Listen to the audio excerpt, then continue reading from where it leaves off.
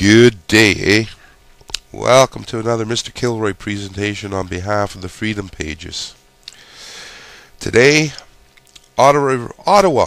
This is a CBC report, and I've lifted this directly from the Canadian Shooting Sports Association's newsletter, which I receive regularly. Today, Ottawa reports post-registry shootings are way down. Now, this is the city of Ottawa, to be clear. Well, it's plummeted from 11 to 2. And it's agreed that it would be slightly a bit of hubris to suggest that just because the registry is gone, shootings are down. But it's important to remember that the registry had nothing to do with public safety. But don't tell Wendy that, president of the Coalition for Gun Control. She's claiming that the Quebec government is stepping in where the federal government is failing. Yes, that's right. Quebec is going to take up the cause. And as per usual, they're laying the claim that Quebec owns part of that registry data because people of Quebec paid for it. Honestly, I have to say this, and it's probably, arguably, and perhaps factually, the true story is that the rest of us, the rest of Canada, paid for their portion because our crazy equalization scheme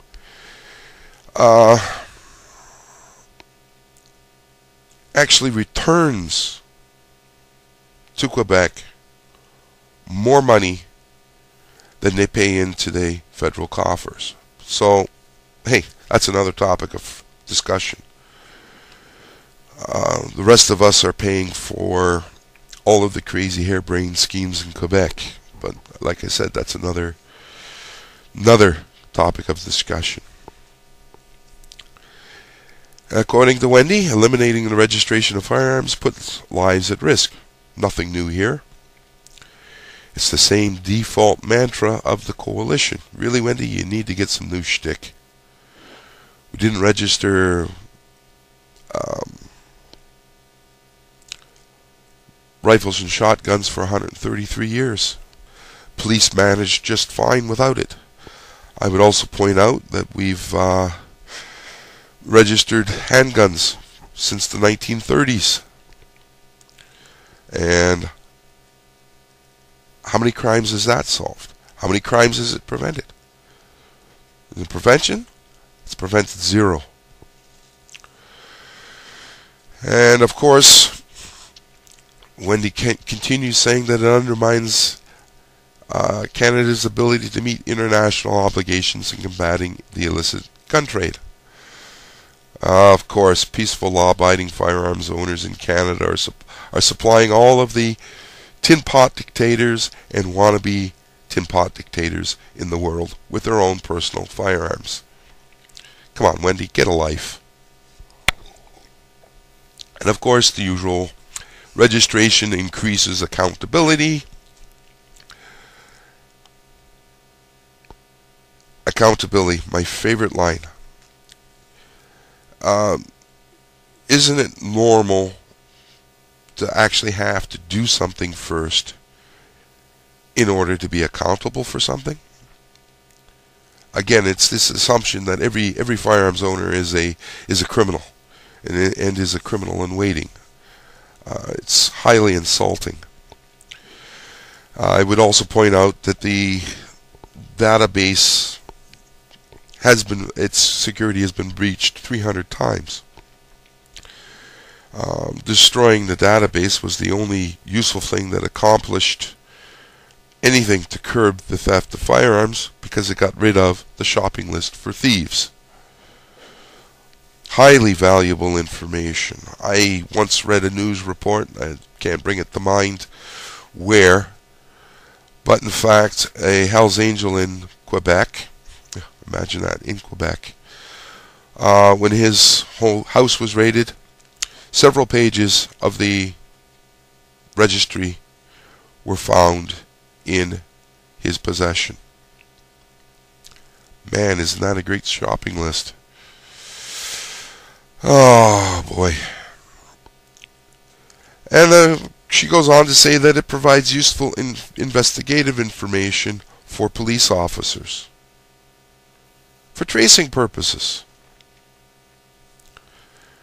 Well, to date, the Firearms Registry has solved 0 crimes.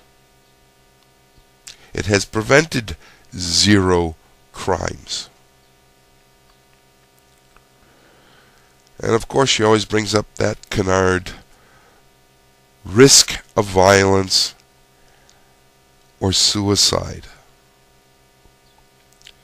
Okay, fine, go in, take somebody's, well, okay, I'll accept maybe somebody is a risk of violence, and they happen to own guns, and so they take all his guns away.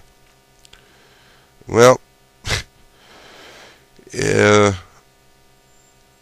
of course, taking away all of the guns, you've now all of a sudden made him non-violent.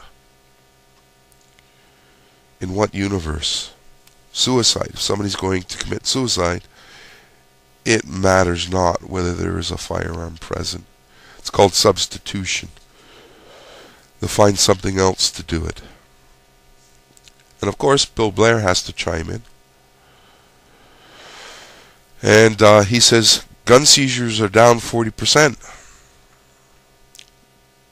Yay! That just proves what every firearms owner has been saying all along. Registration leads to confiscation. And quite frankly, if it's that old saying, it's better 100 guilty go free than 1 man hang. Well, 1 man has hung, not figuratively but metaphorically, and there's hundreds more in hundreds more in the country, thousands if not, that have suffered under the firearms scheme. Peter Sedge, contractor, lost all of his firearms collection because of one phone call. Bill Blair sent his stormtroopers in at the wee smalls of the morning to kick in his doors and roust him out of bed and seize his collection. Oh, we'll forget that everything was completely registered, completely legal. He had a license. Every firearm was registered. Came down to is that it was his landlord that didn't like his gun collection and reported that there were guns in the apartment. Isn't that sweet? As far as I know, he's still waiting to get his guns back, even though the charges were tossed at the court level. Oh, by the way, what was his charge? 1 charge of improper storage. I know there's going to be somebody nitpicking as to my phraseology there. But, again, we go back to the fact that Wendy said this registry encourages safe storage. Well, actually, the safe storage laws encourage safe storage. But it doesn't matter how safely stored anything is. The police will still go ahead with it. So again, yes, it does lead to confiscation. Now, I'm on record as saying that the Firearms Act is unconstitutional. Funny enough, the only part of the Firearms Act that wasn't unconstitutional, believe it or not, is the registry. Because it's not an impediment to owning a firearm. No, the Firearms Act is an impediment to owning a firearm, which we have a constitutional right to do. Well, Mr. Kilroy wishing everybody a beautiful day. It's sunny, a little nip in the air, but hey, I'll take it. It beats rain and it beats snow. Have a nice day, everyone.